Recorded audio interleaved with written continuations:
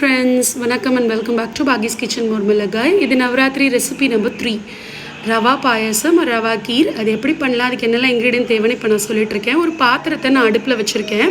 அதில் வந்து 1 டீஸ்பூன் அளவுக்கு நெய் விட்டுக்கோங்க போகிறோம். அதுக்கு மேலே தேவைப்படாது, பாயசம் தானே, அதனால் அந்த அளவுக்கு போகிறோம் கீருக்கு.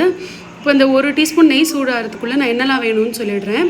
முந்திரி பருப்பு ஒரு 4-5 முந்திரி பருப்பு, ஒரு சிட்டிகை ஏலக்காய், 1 குழிக்கரண்டி அளவுக்கு வந்து நான் வந்து ரவை எடுத்திருக்கேன். அதுக்கு வந்து 2 குழிக்கரண்டி அளவுக்கு சர்க்கரை, 1/2 லிட்டர் ஆஃப் மில்க், இவ்வளோ தான் இதுக்கு தேவை. இப்போ முதல்ல வந்து நெய் நல்லா சூடாகட்டும். அதுக்குள்ளே இந்த முந்திரியை நம்ம உடச்சி சேர்த்துக்கலாம். முந்திரியை வறுத்து நம்ம தனியாக எடுத்துக்கலாம்.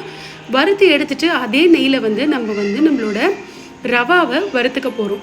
இதுக்கு ஏன் 1 சிட்டிகை மட்டும் ஏலக்காய் சொல்கிறேன் அப்படின்னா, ரவா பாயசத்துக்கு நிறைய ஃப்ளேவரிங் தேவைப்படாது, கம்மியாக இருந்தாலே டேஸ்டியாக இருக்கும்.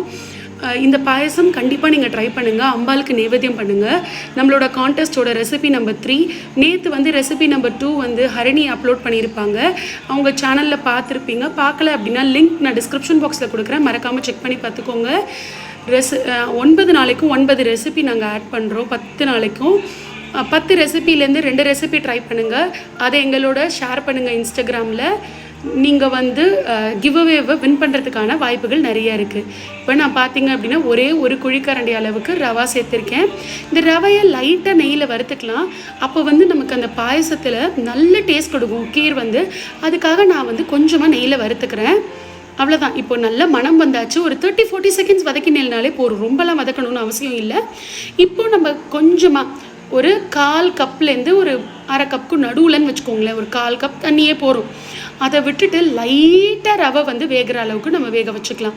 ஏன் அப்படின்னா ஒரேடியாக பால் சேர்த்தோம் அப்படின்னா அது வேகாது. அதுக்காக இப்படி நான் கொஞ்சம் கொஞ்சமாக சேர்த்துக்கிறேன்.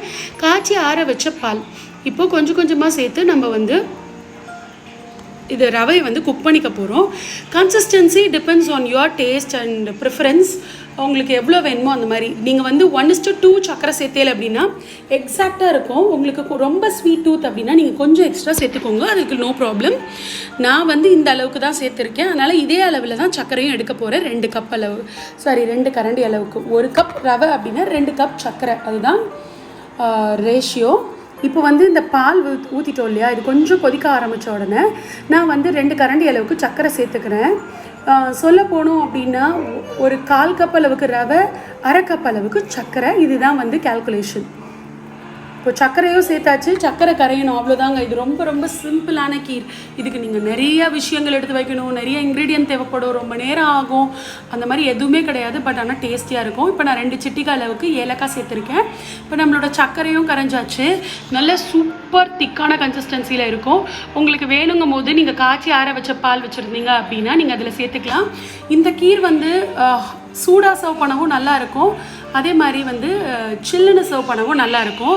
இப்போ ரெடி ஆயாச்சு. நான் முந்திரி வறுத்து வச்சதை சேர்த்துக்கிறேன். அவ்வளோதான், சிம்பிளான கீர் ரெடி.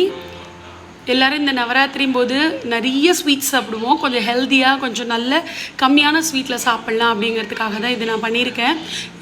கன்சிஸ்டன்சி வந்து எனக்கு திக்காக பிடிக்குங்கிறதுனால நான் இப்படி திக்காக வச்சுருக்கேன். நீங்கள் இன்னும் கொஞ்சம் பால் கூட சேர்த்துக்கலாம். அவ்வளோதான், நம்மளோட டேஸ்டியான ரவா கீர் ரெடி.